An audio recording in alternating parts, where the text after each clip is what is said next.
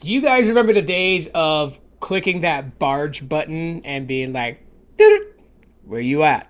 I remember those days because that's how long ago I've tried Boost Mobile service. Like, I've tried Boost Mobile service before they fully were rolled into Sprint, before Boost CDMA was a thing. I was, using the Moto Clutch. I was even buying like the Nextel Blackberries. Like, I bought, I don't even remember what it is, and somebody's home.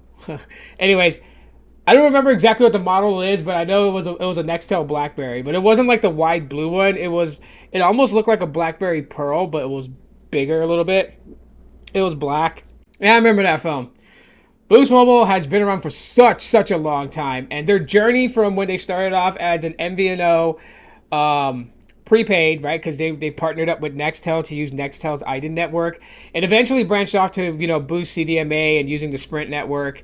Eventually, Sprint merging with T-Mobile, so Boost had to go somewhere, and yeah, from that point, they just ran as a prepaid, and then they launched Boost Infinite as a postpaid. Then they changed the naming and merged the naming into Boost Mobile. Now Boost Mobile is just one thing. It's postpaid, it's prepaid, But the reason I'm talking about Boost Mobile is because of the interesting things and the ambitions that they have now. They're literally gunning for direct satellite to device connections, which is something that is the future, right? You see Starlink partnering up with T-Mobile, really pushing on this, being able to send a text message and make an emergency call, phone call when you're out in the wilderness.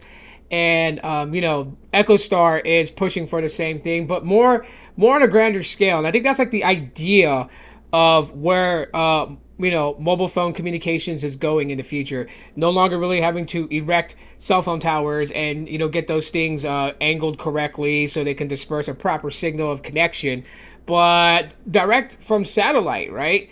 Now, of course, there's a lot of people that's kind of talking about it, and they're a little bit concerned, right? Like the same thing that happened, internationally from the US, where people were burning down these towers when 5G became a thing, because 5G just had, it was just nuking people's brains like a microwave or all these other things, right?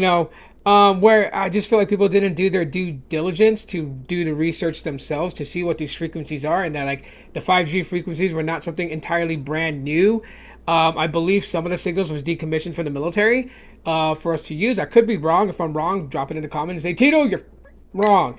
And yeah, okay. And then let everybody else know what the correct thing is, right? Like, I'm no telco guru to go on the nitty gritties and that. I haven't studied deep enough into that. But I kind of catch, what people are talking about, the different guys that report on it, like, Sneed Mobile Tech and Rando Geek and all them. So, yeah, my dogs are barking now. Oh, my God. But when I think about it, when I think about a satellite connection directly to your phone, to me, that's just like, that's pretty cool, because no matter where you go, you're going to have some sort of connection. I mean, of course, yes, satellite signal does get blocked from like TVs and stuff like that. Say hi to my daughter who's home from school. I love you. Hi, love you too. Put your bag down. Go ahead. I'm tired. I'm going to go lay down and cry. Okay. So like I was saying, direct connection from a satellite to a device would be super awesome.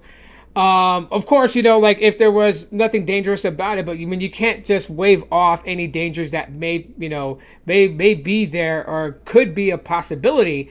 Of course, as they progress, right? And it's not something that's going to be done overnight. It's not like they're going to snap their fingers and be like, tomorrow they got this great signal beam just hitting your phone, and it can't be disrupted by trees or by buildings or anything like that. All those things have to take, it has to be factored in and everything like that.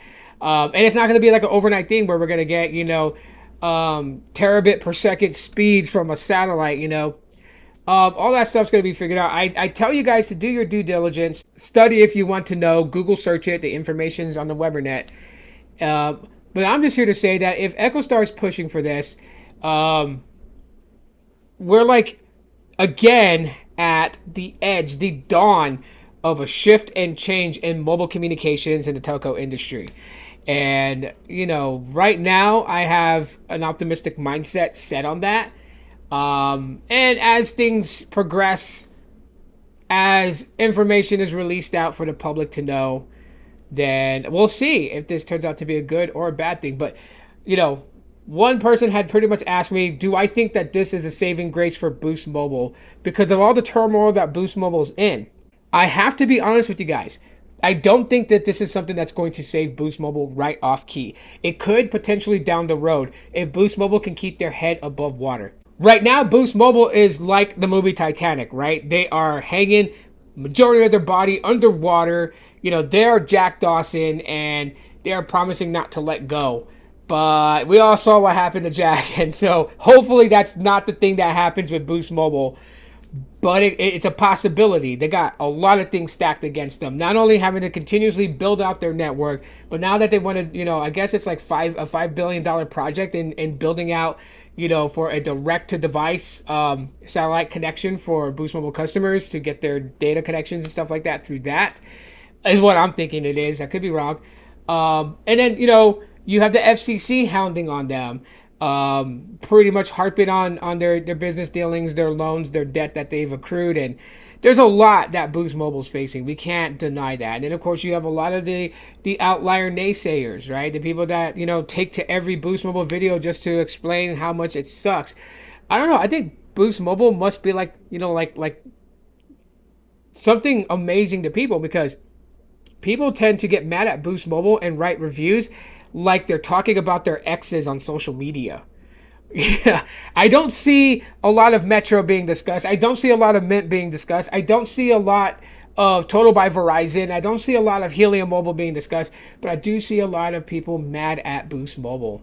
It's like a very bad breakup, and they just can't get over it.